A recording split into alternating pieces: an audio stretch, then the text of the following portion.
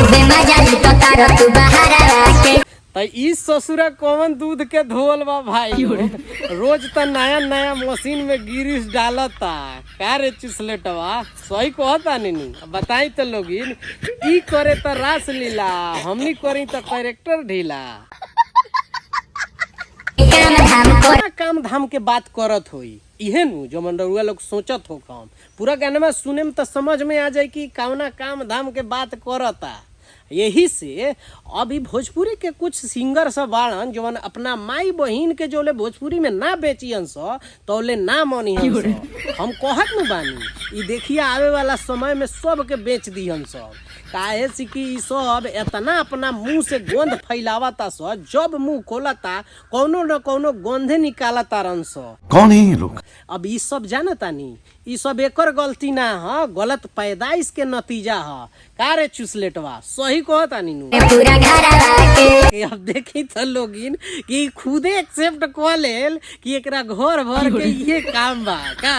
अब देखी ना खुद कहता कि ना कि पूरा घरवा के एकरा इहे सब काम बा जवन ई करता तो हम कहनी है कि ना कि गलत पैदाइश के नतीजा होई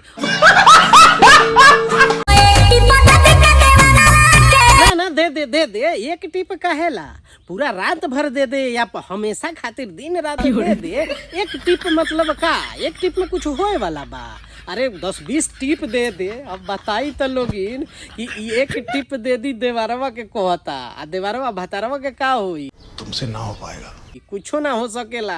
ई सब भोजपुरी के जितना सिंगर सब बाड़न देवर के बदनाम करिए के छोड़ियन सा भाभी के बदनाम करे के छोड़ियन सा चाहे साली या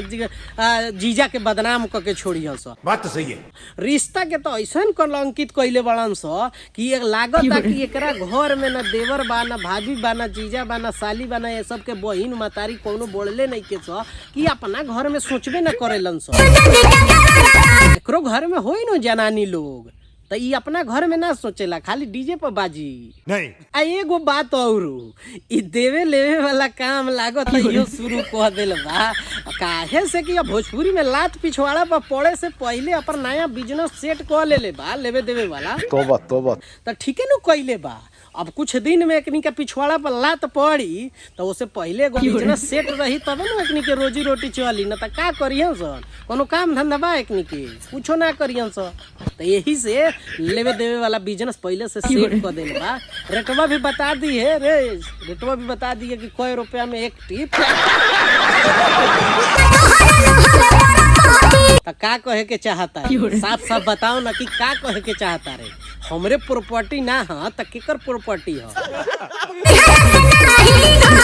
दीदी अल्लाह से नाही घटी हो कितना बढ़िया बात कहला सब बताई तो लोग कितना बढ़िया एकदम सुपर बात कहले कि देहला से नाही घटी हो ई चुसलेटवा के एकदम आदत बा और कहे के कि चाहता कि देला से